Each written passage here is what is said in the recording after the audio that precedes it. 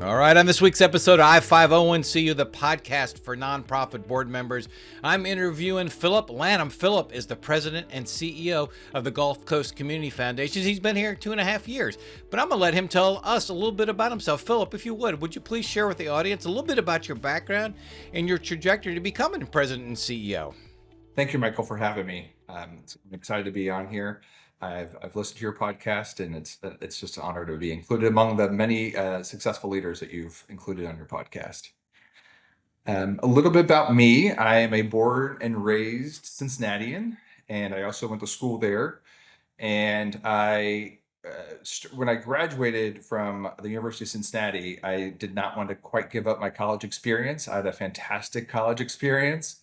So I became a program coordinator at the Alumni Association at the university. And that was my first kind of advancement into alumni relations and development in higher education. I absolutely loved it. I have said, and I think I will continue to say, that it will be the most fun job I will have in my career. I was responsible for all of the alumni activities outside of Cincinnati, which meant in February we'd come to Naples and Sarasota and all those fun places. And my wife and I actually celebrated our first wedding anniversary at the Sarasota Ritz-Carlton. And had lunch on St. Armand's, like every person from the north comes in February and does. So that was a lot of fun. As we were building our family and our second son was on his way, we decided I needed to make a little bit more money than what alumni relations, and I had just graduated my MBA.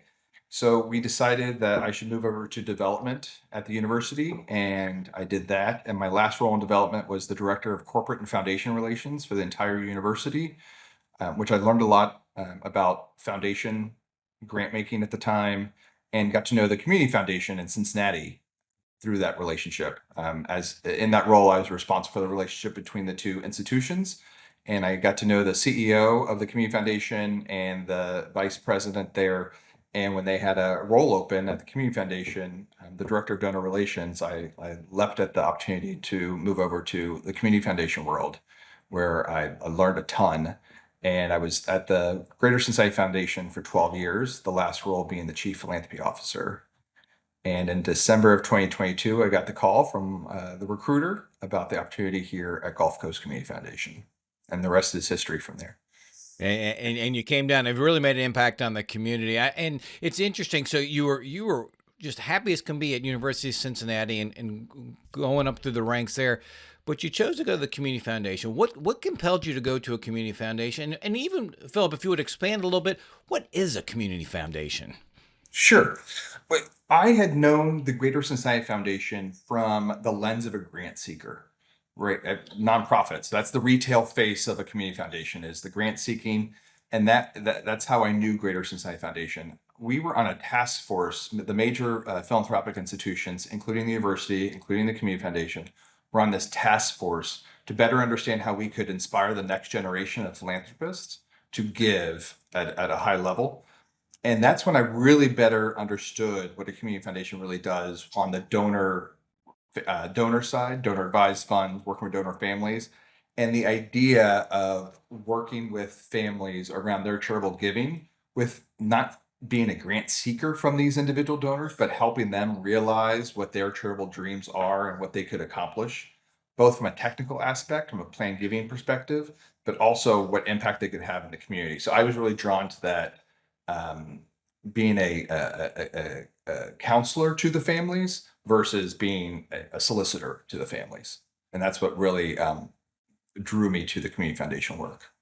Well, that makes a lot of sense, and I appreciate you sharing that. So, even expand on that a little bit more. The role of a community foundation in a community. A Sure. lot of people hear the term community foundation, but your business is extremely complex and impactful.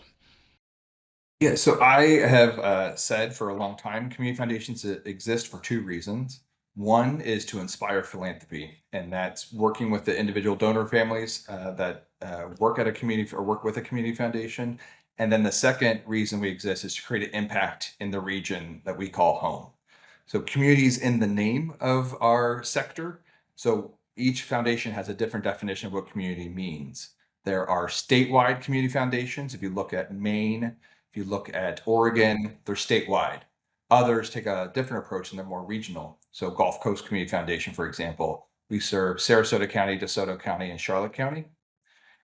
So every community foundation has a different service area, as we call it.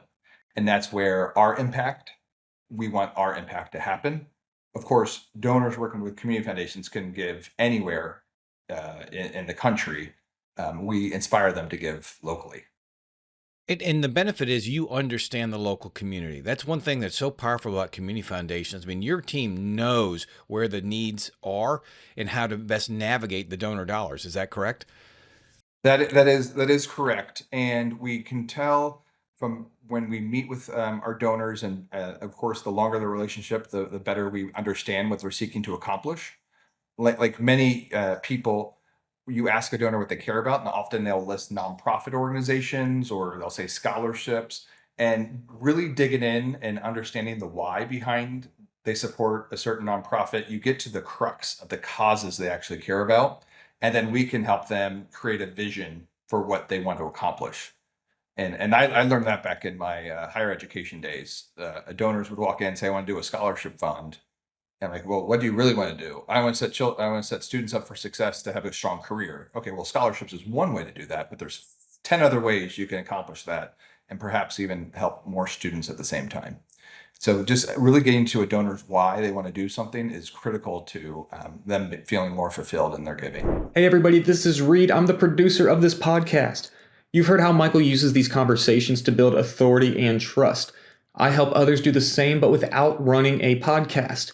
One 30-minute conversation will turn into a month of social media video content. If you're interested in this, go ahead and email me at reed@thecorleycompany.com. That's READ@thecorleycompany.com. Now, let's go up the ladder a little bit. How is a community foundation governed? Right. So you're not going to like this answer, Michael. It depends. So there are some community foundations that are solely independent and are self-governing. So Gulf Coast Community Foundation is one of those organizations. We are self-governing. Our board members select our governance committee recruits, and then the full board elects our board members. So that's fully independent. There are other community foundations that might have appointing authorities from other organizations. So I came from the Greater Cincinnati Foundation. We had we were self-governed majority of so more than 51% were self-governed, but we had the university presidents in the region named one person. The Academy of Medicine named a member. The Bar Association named a member of our board. And so there it's not 100% independent. And the board members. So you've got a board that governs, obviously. What makes for an effective board member? Yeah. So when it comes to community foundations, we are public charities, 501c3 public charities, all the boring IRS code. So the same requirements of our board members are of any other nonprofit. So the academic answer, the duty of care, the duty of loyalty, and the duty of obedience still hold true for Gulf Coast board members. Going a little deeper than that, we're looking for folks who generally believe in philanthropy and have practiced it in their personal lives. And that doesn't have to mean dollars. It could mean service. It could be connecting people. It doesn't have to be charitable, philanthropic dollars. And we also need board members who will set aside any personal agendas and want to fund their pet projects or want us to introduce our donors to their pet projects. They really have to step back and what's best for the overall community, aligned with the data that we have on how we want to create impact in the community. So they really have to step out of that, their own personal passions. Of course, they bring their personal passions and it helps provide great context to a conversation, but they can't be pushing a certain agenda. And is it ever a challenge? 'Cause I assume they're all donors. Hopefully, they're all donors. That they're on the board and they're donors. Is that, from a CEO perspective? Does that ever cause challenges or opportunities? Let's go with the opportunities. It does present opportunities when our board members have an idea, and it's usually in a one-on-one setting, they might make a request or have an idea, and I'll ask them what hat they're wearing. Very Are you good. wearing board member hat right now? Are you wearing concerned citizen hat right now? Are you wearing XYZ other nonprofit board member right now? So we're clear on what conversation that we're having. And I found that really helps us all to stay in our lane, what the request is. That's a very good nugget for all the CEOs listening out there, because I'm sure it's a challenge for everybody. And we've talked a lot on this podcast, Philip, about the role of the board chair. Is it unique for a community foundation, and how do you articulate the role of the board chair? The board chair, it is a critical role both for the CEO and for the fellow board members and for the staff.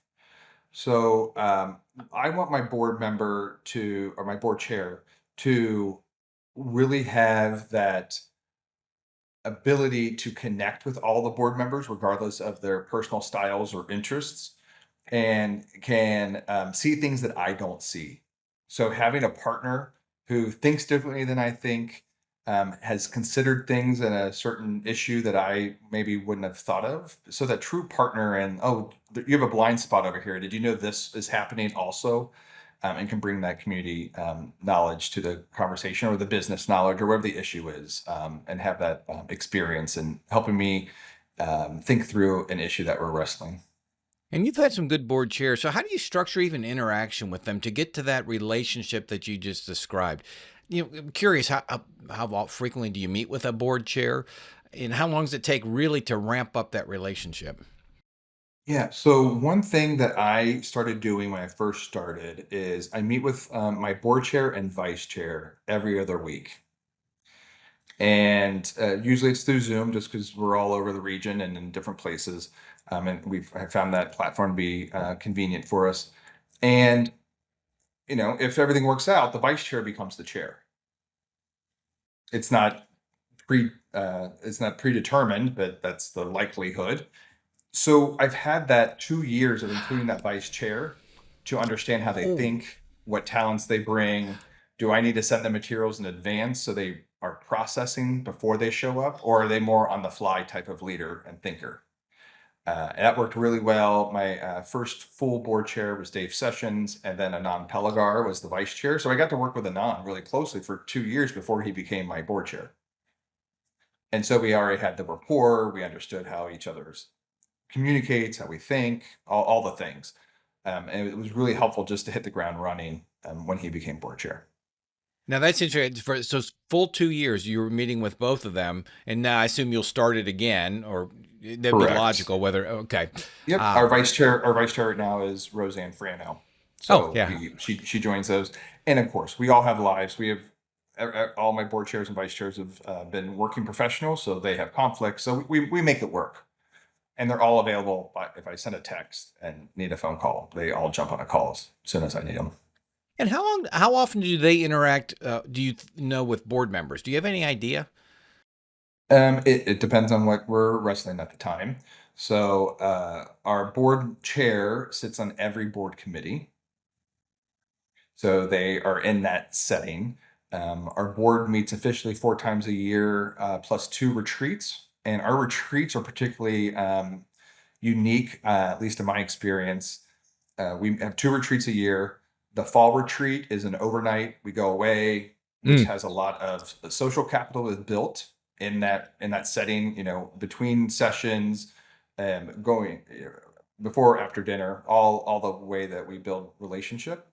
And then our spring retreat is much more operational, where we're proposing our budget for the upcoming year. We're talking about our strategy for the upcoming year, and we're able to connect the dots between here's the financial plan and here's the strategic plan, and that the financial one's fueling the different things we want to see accomplish. And that's a single 1 day, all day retreat.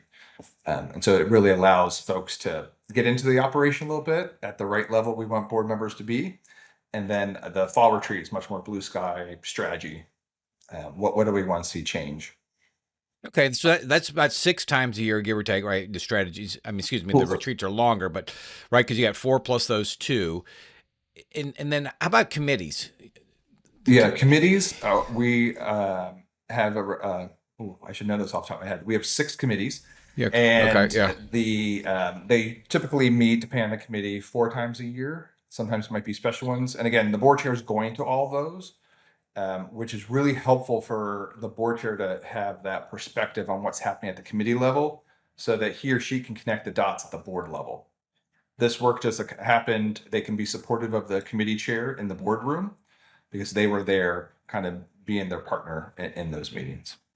Yeah, and I'm asking because I think this granularity helps other CEOs listen and think of new ways, new ideas on how to structure their meetings. Because there's not a wrong way or right way to do it. It's whatever works for the organization. And so I appreciate you sharing that. So now I'm gonna go back to kind of what we talked about a second ago.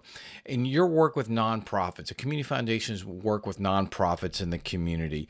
How does it work with nonprofits and with donors? Can you talk a little bit about that? Sure. On the nonprofit side, there's so many different levers that we can pull to help create impact, support their mission, so they can serve their clients. That is what any funder is really about: is the clients being served, whether that is someone benefiting from All Faiths Food Bank or attending a performance at Oslo. The end client being a benefit, or students, or an education nonprofit. So I mentioned earlier, grants are the most popular way that people think of when it comes to community foundations, the grant making side. And that's critically important. We live in a society that the money helps make things easier. It doesn't make them easy, it makes them easier.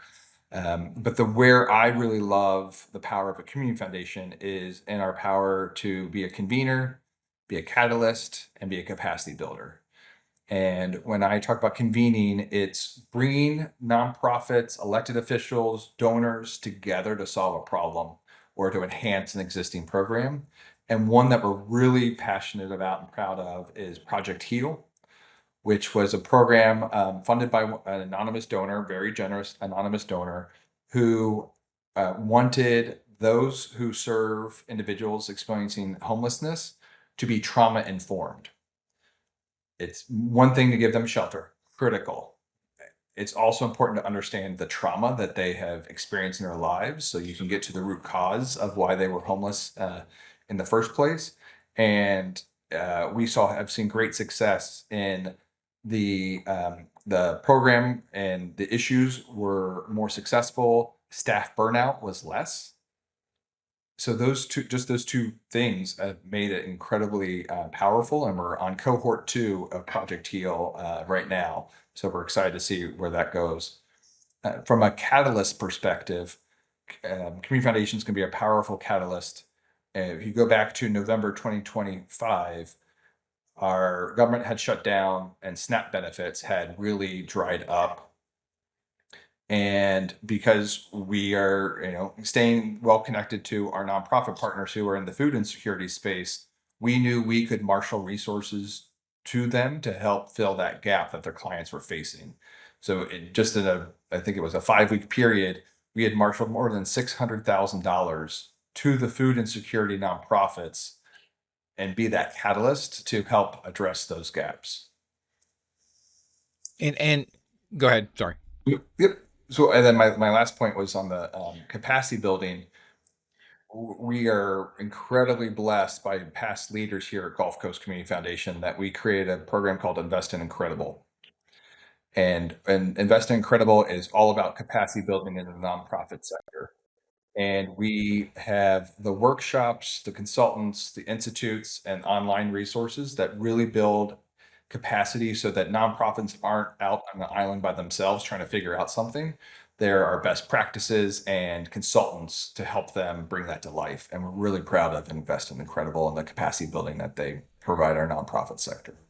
Boy, and they have done that and done it for a number of years. And that's important for people to understand, because unlike the for-profit world where you can choose your clients, raise your prices if you need to, and you can easily invest in staff development, that is not the norm in nonprofits. So that's quite a service that you provide. And I know a lot of donors really appreciate the opportunity to help strengthen and build the capacity of nonprofits through the I3 program.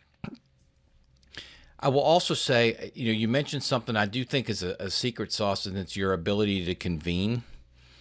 because you neutral space, community foundations, y'all come in a neutral space and you're just all about the success of whatever is the topic at hand. So can you talk just a little bit more about that, your ability to convene people that might not otherwise be in the same room together?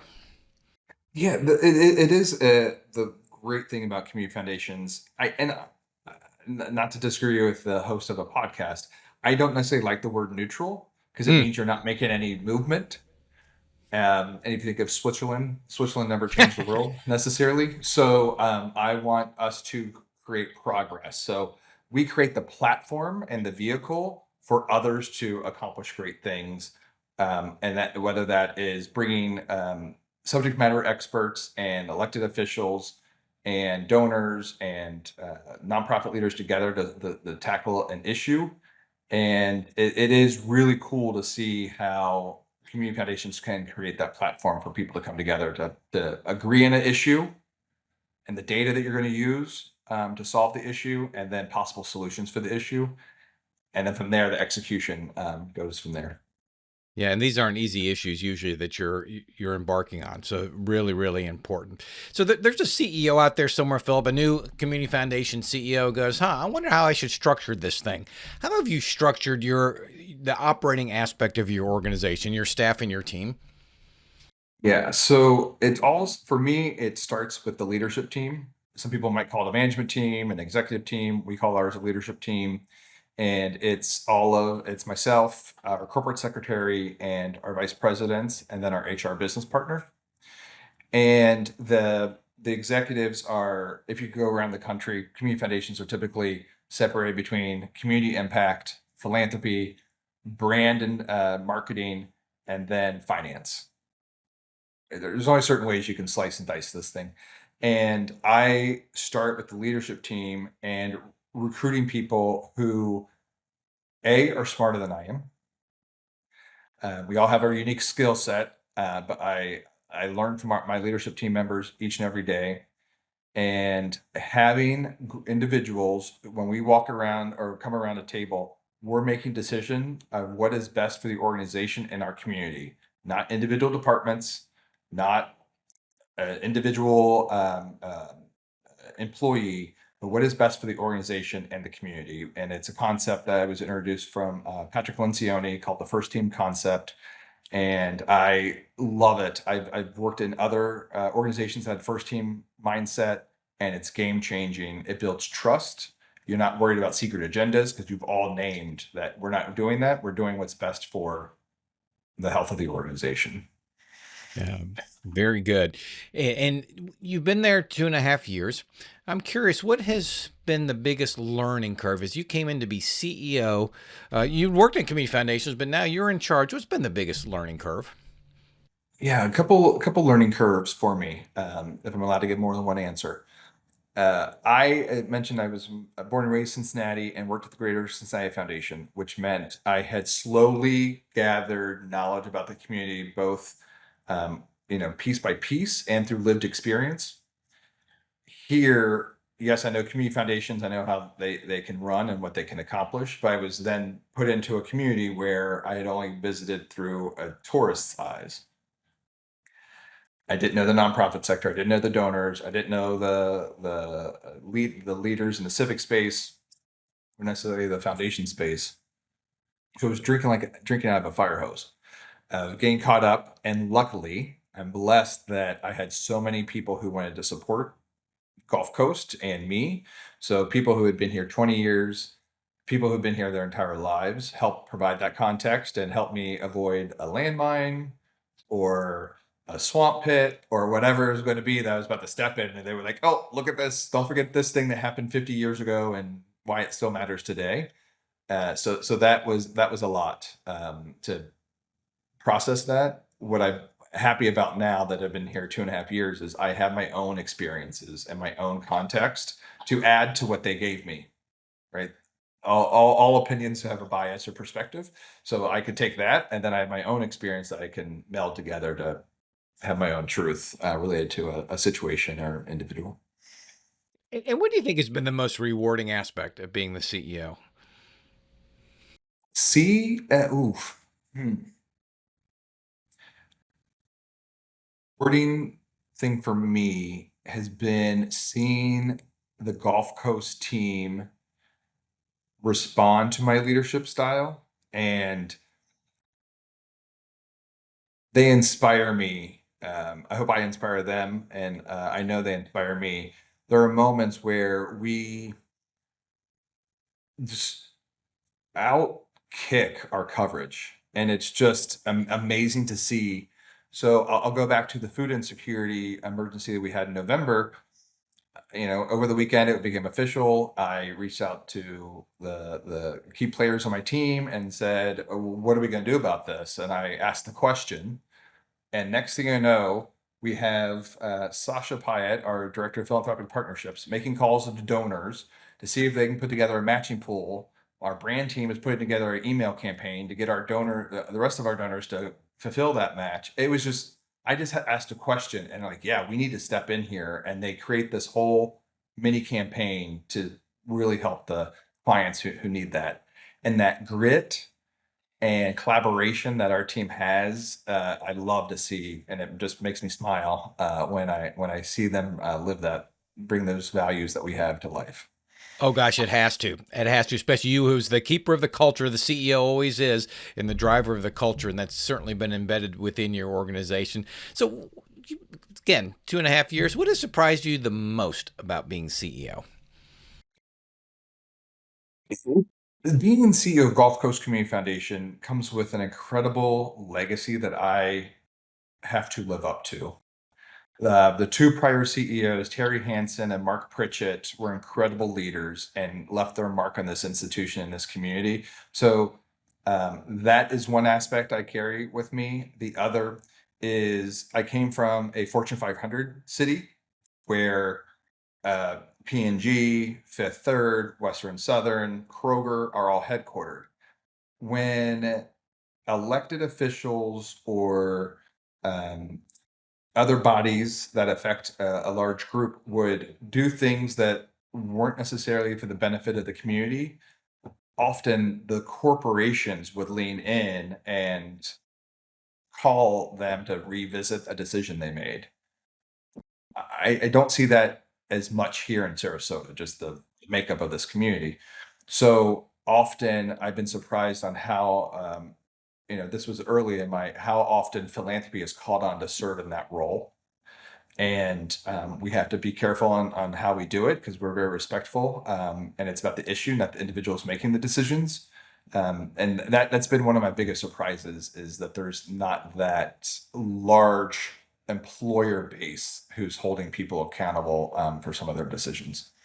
Sure. Yeah, it makes quite a bit of sense. And I appreciate you saying that. So, last question. There's somebody out there who says, I think I might want to be a community foundation CEO someday. That sounds pretty cool. What would be your words of advice to them as they climb the proverbial corporate ladder to get to that position? Yeah, I would want them to hone their own leadership, have the executive experience, be either, I think there's two routes that one can take to become a community foundation CEO.